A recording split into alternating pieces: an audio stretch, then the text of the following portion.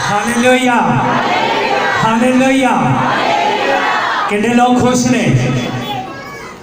अपने हाथ दिखा सकते हो? सब लोग अपने हाथ दिखा सकते हैं। मैनू नहीं दिखाने, उस परमेश्वर को दिखाने। जे मैनू दिखाने तो भावें इन्ने के दिखा लो, उस परमेश्वर को दिखाने तो इन्ने दिखा दियो। Hallelujah hallelujah. सचमुच सामर्थी हो, महिमा दे योग है, आदर दे योग पिता परमेश्वर है। परमेश्वर ने आज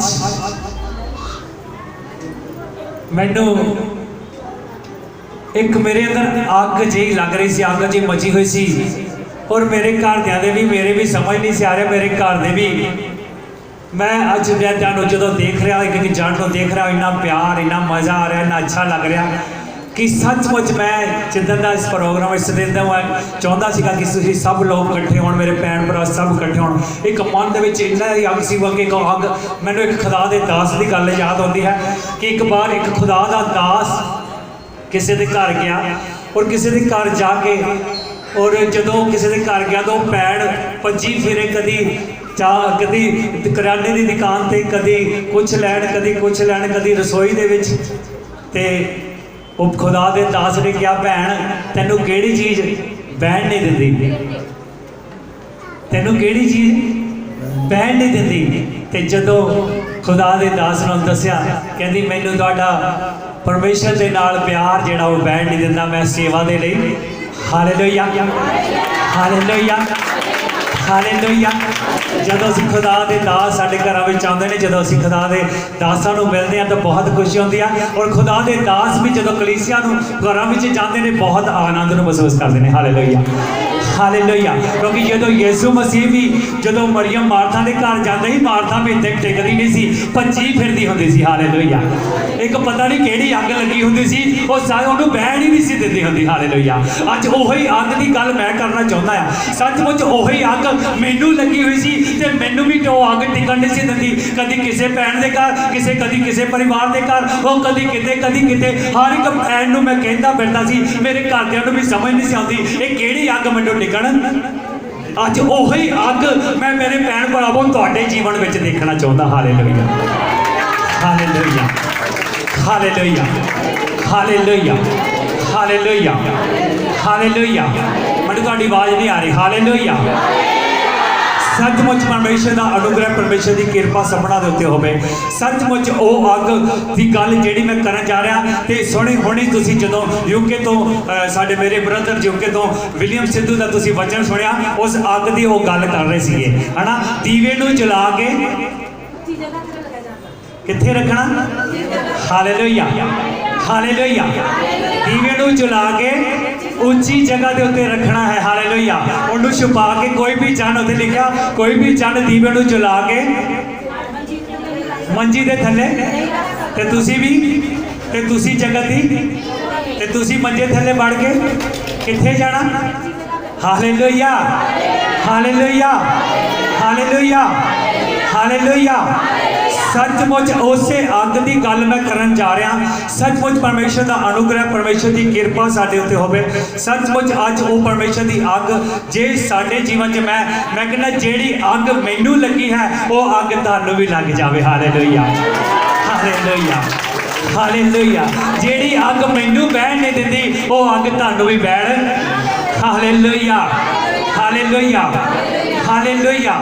मैनू एक कहानी याद आ रही। सचमुच मैं हिंदी च बोलांगा, पंजाबी च समझ आ रहा सारा में, हिंदी बोलने वाले भी समझ रहे हैं। एक बार की बात है कि एक जो रेलवे का जो काम करने वाला व्यक्ति होता है, तो वो जब ट्रेन को सिग्नल देता है तो उसके हाथ में क्या होता है? जो काम रेलवे का अधिकारी होता है उसके हाथ में एक लालटेन होती है। सबको मालूम है, कई ने देखी होनी, सबको मालूम। आजकल तो शायद वो लाइट आ गई है, मगर पहले वो हाँ लालटेन होती थी। तो अभी भी है, बहुत सारी ट्रेन में लालटेन है। वो ट्रेन में जब लालटेन होती थी, तो एक रेलवे का अधिकारी जिसको ये ड्यूटी थी कि क्या करना, आपने लालटेन क्या करनी है, लालटेन क्या करनी है, दिखानी है। तो सच में वो जब लालटेन दिखानी थी, तो उस टाइम क्या हुआ, रास्ते में दो ट्रेन का आपस में एक्सीडेंट हो गया।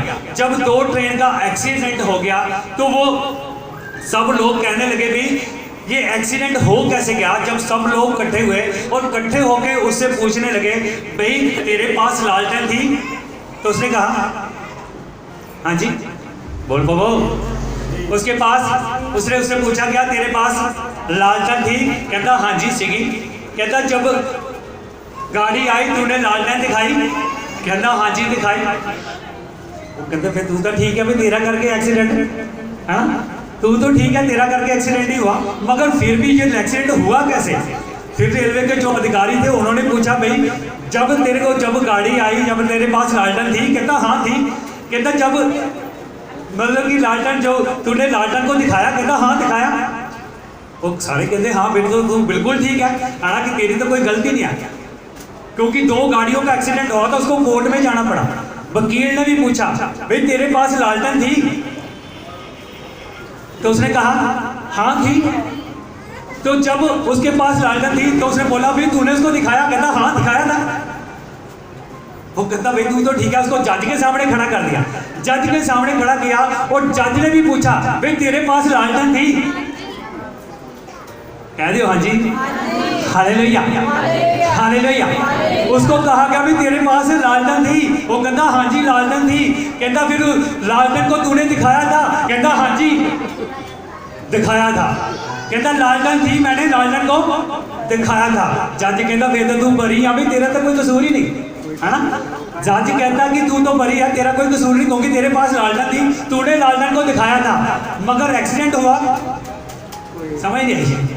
हालेलुया, एक्सीडेंट हुआ समझ नहीं आई। तेरे पास लालटेन थी, तूने लालटेन को दिखाया था, सही बात है। एक उसका दोस्त उसके पास आया और उसके पास आके कहने लगा, कहता भाई तेरे पास लालटेन थी? कहता हाँ थी। कहता तूने इसको दिखाया था? कहता हाँ दिखाया था। कहता फिर एक्सीडेंट क्यों हुआ? कहता उसमें आग नहीं थी। Hallelujah hallelujah hallelujah. कहता उसमें आग आज आग तुहाडे विच। Hallelujah hallelujah. आज हम लालटेन तो हैं, आज बोलिए मैं लालटेन हूँ। हम सब लालटेन है, कभी बोलिए अपनी ओर करके मैं लालटेन हूँ, मैं लालटेन हूँ। अगर आप लालटेन हैं तो क्या आप देखिए कि आप में आग। Hallelujah hallelujah. क्या आप में आग है? कितने जन कहते हैं कि मैं लालटेन हूँ और मेरे में आग है? हालेलुया। लालटेन तो आप हैं,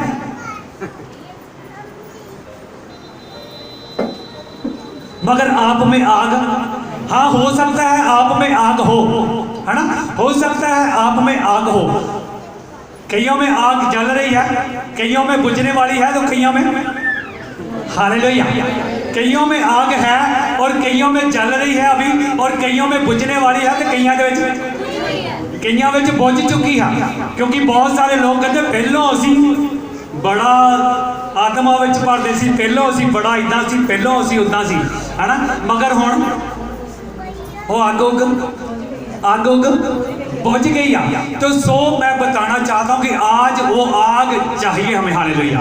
क्योंकि जब हम आग की बात करते हैं तो मैं वचन पढ़ाना चाहता हूँ थोड़ा सा।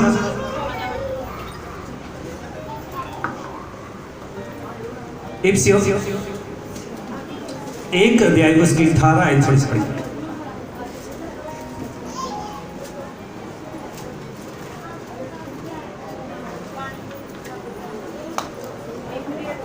हाँ जी,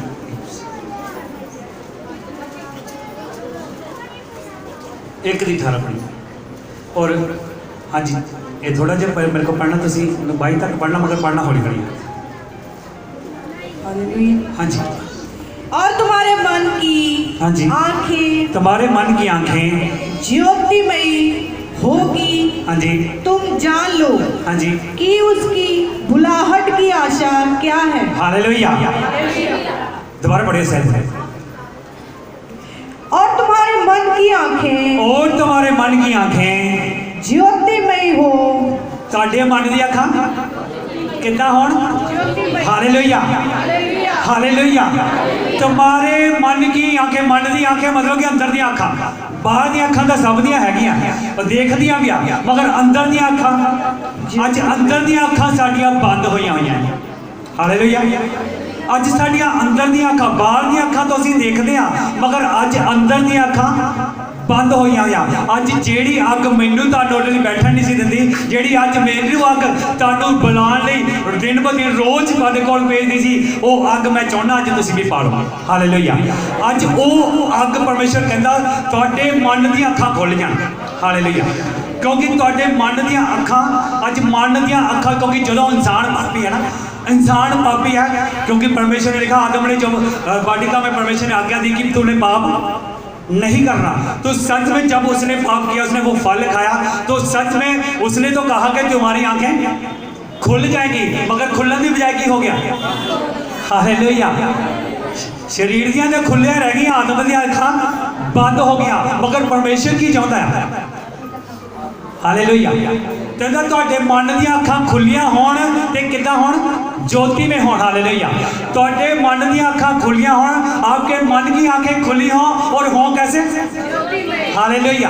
आपके मन की आंखें खुली हों और ज्योति में हों। तो ज्योति में होने के लिए क्या करना पड़ेगा? हालेलुया। क्योंकि जब ज्योति में होंगे, वो आग आपके बीच में होगी, तो ही ज्योति होगी ना। जब बुझी हुई लालटन है तो फिर किसी काम दी नहीं, है ना। बुझी हुई लालटन किसी काम की नहीं, क्योंकि अग होना बहुत जरूरी है। मैं कहना जो यीशु मसीह जी मती 24 अध्याय गल करते हैं, जो मती 24 गल करते हैं, तो वह अपने आने के निशान दसते हैं। चेले पूछते हैं ना, चेले उससे पूछ रहे हैं भी आपके आने के निशान क्या हो गए, तो उस टाइम बताते हैं कि बहुत सारे पजाल आएंगे, कौमें को ऊपर चढ़ाई करेंगी, भाई की नहीं सुनेगा, सास बहू की नहीं सुनेगी, बहू सास की नहीं सुनेगी, सारी चीज़ें, और बहुत सारे भविष्य वक्ता उठेंगे और ये भी कहेंगे कि मैं मसीह हूँ। और ये 24 अध्याय में कहते कहते यहाँ तक कि उसने कहा कि अच्छा दास वो है जो स्वामी के आते हुए जागता पाया जाए। हालेलुया। हालेलुया।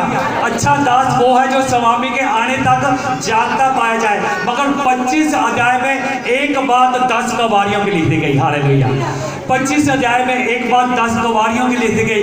मैं कहता हूँ जब उस 10 गवारियों को हम देखते हैं, तो क्या 10 के पास मशालें थी या नहीं थी? मेरे को बताइए।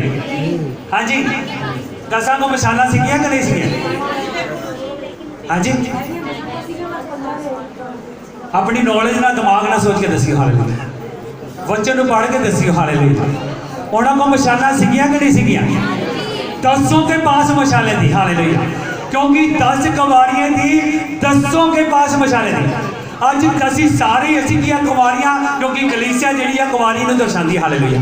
है ना, कलीसिया जो कुमारी को दर्शाती है। आज हो सकता है आपके सबके पास मसाले होंगे, है ना। वो 10 के पास मशाले थी।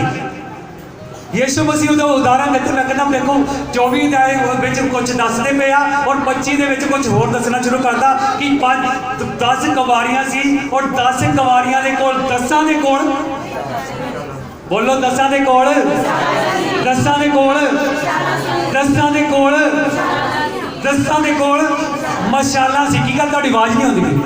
10 दे कोल 10 दे कोल मशाला सी, मगर वचन दसदा है कि ओदे विचों 5